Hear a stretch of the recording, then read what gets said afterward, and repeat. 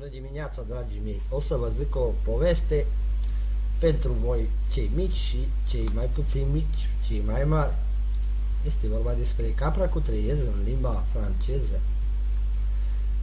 Esci-mi la situație la preizolare il feu de canicio de un capoa cu treiezi. Într-o zi, le capoa merse la pădure a după apoa.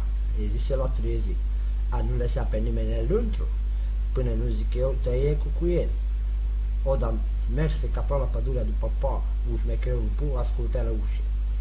E venit șmecherul pu și zise: trăiesc cu cuiezi, ușa mami descuiesc. La 2 zi, lanțilone de la supa.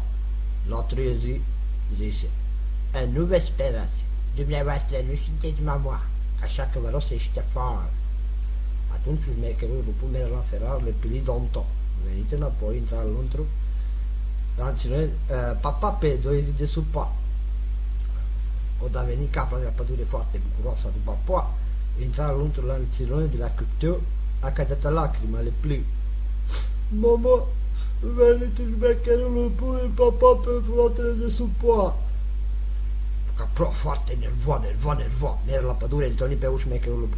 Mai, ghereide, tu papa pe 2 zi de supa? E moa, da să mă lovesc căguța dacă eu papa.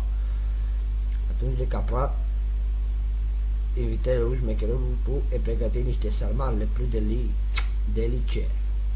Dacă nu șmecherul pu băgă primele salmane gâvi, atunci capra pila secure e lovi la capoa, e astfel șmecherul pu e mortus definitivus.